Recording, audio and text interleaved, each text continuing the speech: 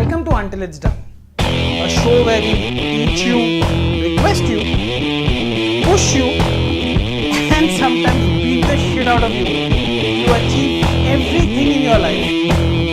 And I promise you one thing, we'll not let you go until it's done.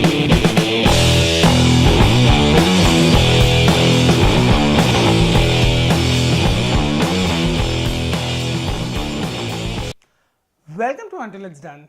My name is Luvneet, and today we're going to talk about handbrakes. Life's handbrakes. There's a golden rule. So first I'll start with a story. There's a golden rule when you're learning driving. जब आप सीख रहे हो, every time you go to park, you're always told कि parking के बाद handbrake खींच लिया करो. Correct? So this has happened with me as well. When I used to learn how to drive, every now and then I would forget to pull the handbrake after parking. और जैसे ही वो बंद हो जाता था, my father would give me a nice strong tuppy and tell me, boss, यही reason है तू life में आगे नहीं बढ़ रहा है, यही reason है ये वो and why. He would connect pulling out the handbrake to almost everything in the world. And I would be like, अरे यार क्यों इनसे सीखने के लिए आया हूँ मैं वापस. Is he the right person? Is he the only person I got to learn how to drive? Alright. And then there came one day जहाँ पर मैंने गाड़ी निकाली, drive किया, वापस आया, and then I went, I parked it while him sitting besides me. Park करने के बाद मैंने ignition बंद किया, handbrake खींचा, and I walked out of the car. My father came and patted me on my back at that point of time, and I had this really cocky smile on my face. Dekho, I remembered everything. I have completed a very successful session of driving. My dad was happy that day. I was even happier. But this story that I'm going to tell you is not of that day. It's of the day after that, wherein my next session was the next evening with my father. We sat in the car. I put on the ignition. I turned it on. I juiced the car. I accelerated. I put it on neutral and then I took it to first gear and I tried to move the car and the car didn't move. I did it the second time, it didn't move again. I did it third time and now the car was moving a little. It moved, I got it out of the building, I started driving on the road. Now I have shifted the gear from gear number 1 to gear number 2. But the car is not picking up speed. I'm throttling the the accelerator. But the car is still not moving. Gear number 3, gear number 4, gear number 5, and I can't understand what's happening. After driving around for around 4 to 5 minutes in that way, sweating profusely in embarrassment, not understanding what is going wrong, finally we reached the red signal where I stopped the car for a while. My father calmly smiles at me and asks me, do you know why the car is not running? Do you want the car to run fluently? And I'm like, yes. Mind you, I'm still on my first gear and the car is still on. All he does is waits for the red signal to turn green, turns towards his right and pulls down the handbrake. The very same handbrake I was proud of pulling up some time ago or a day ago, he just lets the handbrake loose. And now, when I let go of the clutch and throttle on the axle, the car is smooth sailing again. This is what he meant by me not being responsible or by me not being able to work out, and this is the importance of the handbrake. There's a lot that we are going through and a lot in our real. If you match this analogy to real life, there are a lot of emotional baggages. There are a lot of such handbrakes that we have in our life that we take along with us for no reason whatsoever, that does not let our life to move at the speed it should. Would you like to drive a car while throttling the accelerator and the brakes together?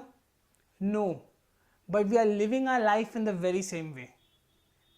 We have a lot of emotional baggages or a lot of connects in our mind that are holding us back while we are trying to push forward.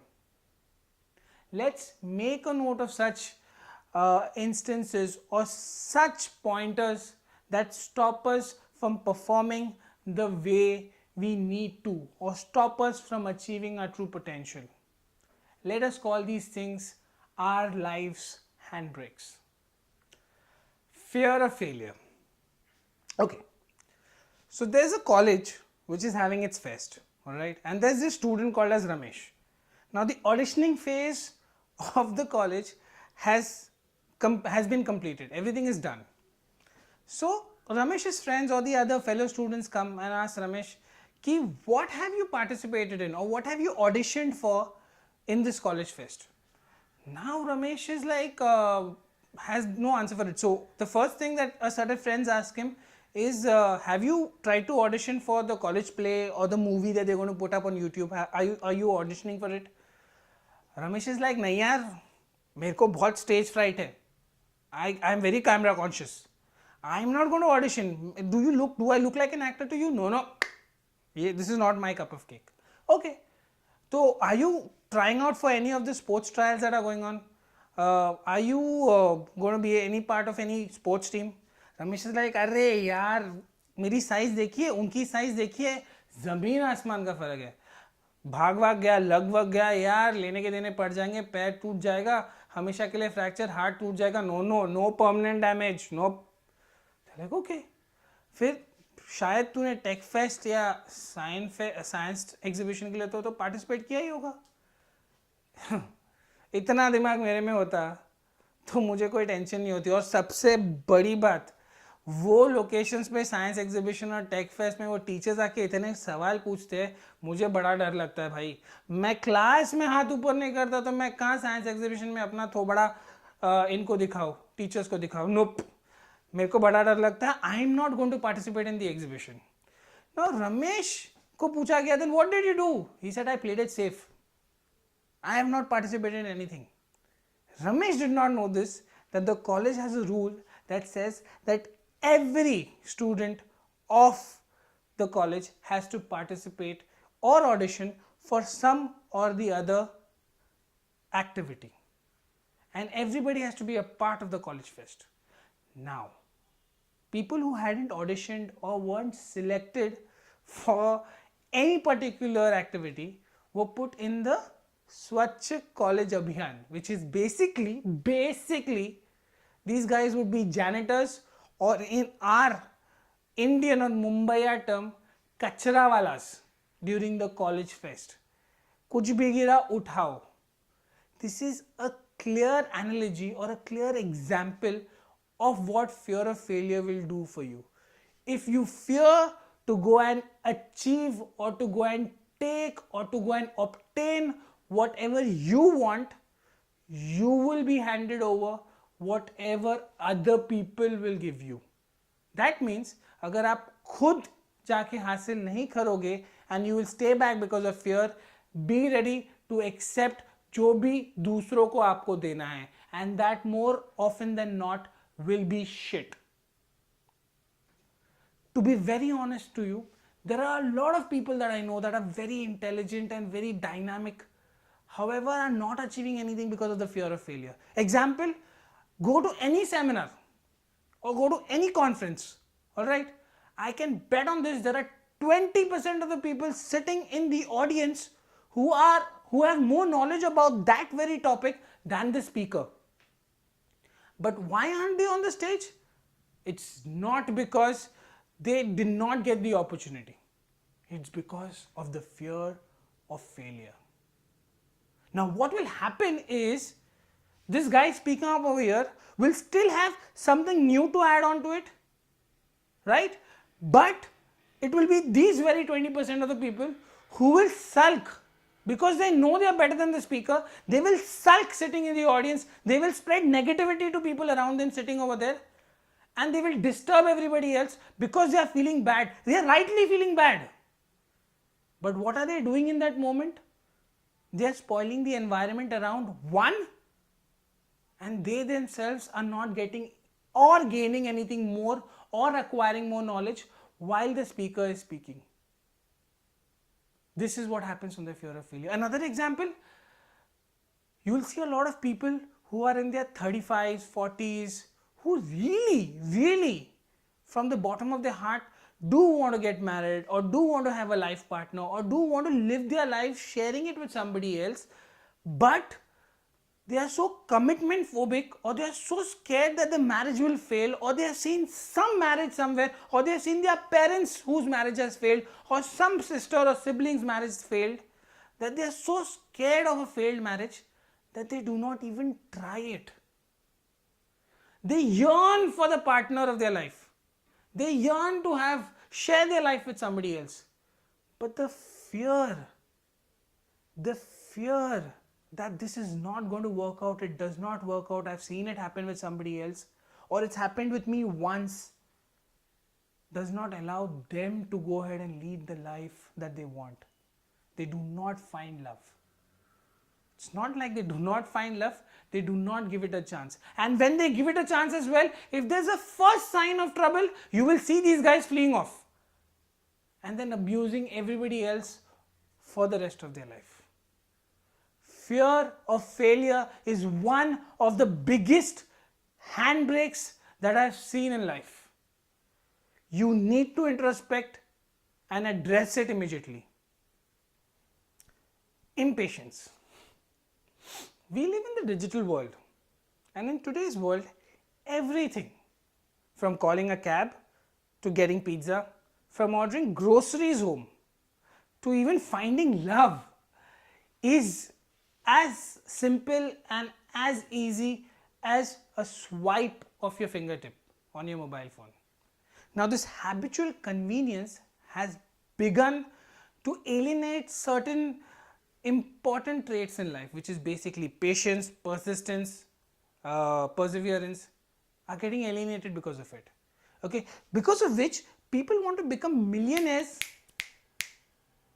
in a matter of a short period of time, probably a week, a month. That is what they're looking at in terms of becoming millionaires. People want to lose weight in probably a month's time or a week's time, and the best part is they don't even want to put in that is required. They don't want to work out, they don't want to diet. नहीं करना है उनको सब कुछ जल्दी. Everybody today wants everything fast.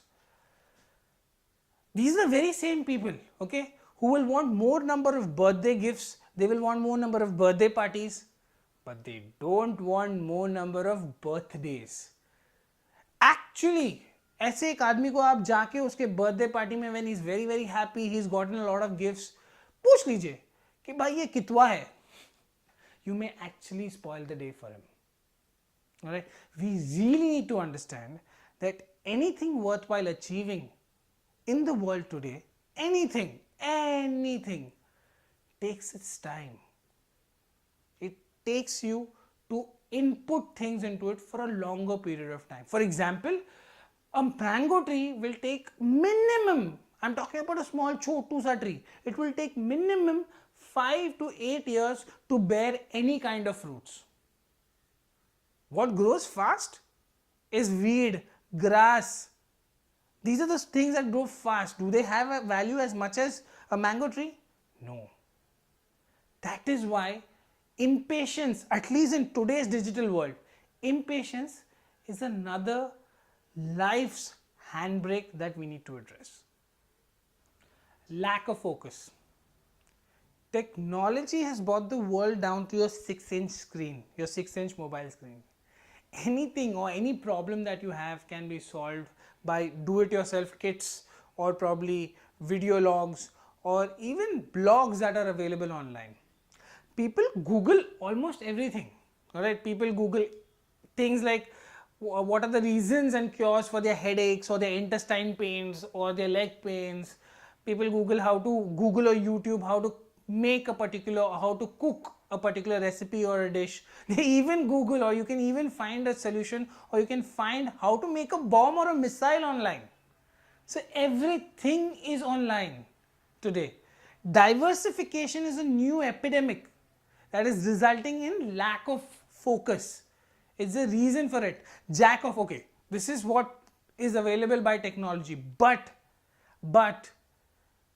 students and parents, so basically jack of all, master of none is become the norm today.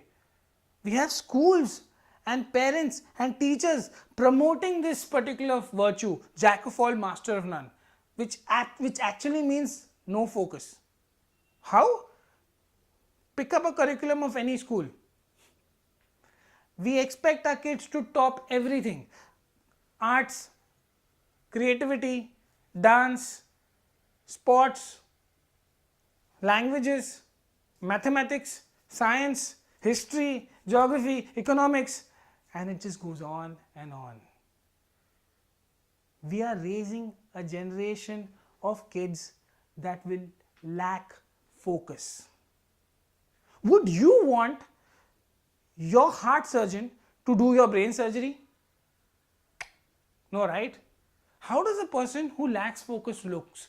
What does happen? It is like having somebody standing right in the middle of an highway, thinking or not being able to decide which way does he cross. A highway has cars zooming past, boom, boom, and this guy is going, nahin, nahin, nahin, nahin. Then he goes and stands in the middle of the road and thinks, what is that? That is a recipe for disaster, or it's a recipe for an accident to happen over there. What is focus? Focus is nothing else but a virtue in which you dig deeper and deeper and deeper to gain knowledge about a particular subject rather than digressing to the next. Correct? Understand this. Pearls are found deep in the oceans, while trash is found floating around. Lack of focus. Handbrake number 3. Rationalize rather than analyze. Okay, hear me out very, very carefully. All right. Most people, what is rationalization? What is analyzation? Winners analyze, losers rationalize. Clear? Losers rationalize. Again, what is rationalization? Rationalizing is basically giving excuses for something that you haven't been able to achieve. Correct? Excuses like, अरे यार अपने नसीब में तो था ही नहीं. Excuses like that. Blaming it on luck. या excuses like, अरे मेरे डैड, अपना भी बाप अमीर होता ना तो हमारे से हो जाता. नहीं होता भाई. Excuses like, I don't have the right friends. मेरे दोस्त तो नहीं है ना, मैं वो बड़ी कॉलेज या स्कूल में नहीं पढ़ता, वो टाइप के फ्रेंड्स हैं नहीं मेरे पास. Excuses like this. Excuses like, I don't have enough money, I don't have enough time, I don't have enough time is a very big excuse. I don't have enough family background, I don't have the right network, and on and on and on and on and on. That is what losers do. They continuously rationalize the reason for them not achieving something, while winners analyze it. What is analysis? What are they doing? They are learning from their past mistakes. अच्छा ये बार नहीं हुआ तो करना कैसे है? Smart people or wise people analyze their failures, while geniuses analyze other people's failures, other people's mistakes, and they get the best out of it. Understand, you do not have so much time in your life to keep making all the possible mistakes. आप वापस से Flintstones लेके आग तो create नहीं करोगे, right? You have lighters, you have other things to create fire. Correct? So why do you want to make those mistakes, learn from it, when there is other people's mistakes available to learn from? So again, I'm repeating it. We need to analyze rather than rationalize. But the life's handbrake is that most people rationalize rather than analyzing. Lack of discipline. Discipline is the ability to continue to focus persistently and to continue to carry out a particular task in the manner it is supposed to be done. Okay? And not in the manner or not in the way that your mind or your mood tells you to do it. Nope. Alright? All winners, top performers, achievers show exemplary discipline. Alright? I'll give you an example. So basically, the problems of indiscipline, उसकी एक example देता हूँ. It takes Sometimes it takes around 15, 16 hours. Sometimes it takes 5 hours, 10 hours for certain surgeries that are done. Brain surgeries, open heart surgeries take that amount of time. Now imagine if your surgeon is indisciplined. He decides to take a break midway through, a lunch break. भूख लगी है भाई, जाना है. Midway through your open heart surgery, he will leave you lying on the bed, open and without a heart. Okay? Fatigue, despair and quick fixes are reasons or are root causes for indiscipline and failure. You will notice a lot of people around you.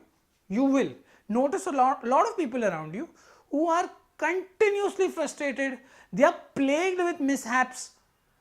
They are, ऐसा लगता है कि शनि उनके इसमें बैठा हुआ है.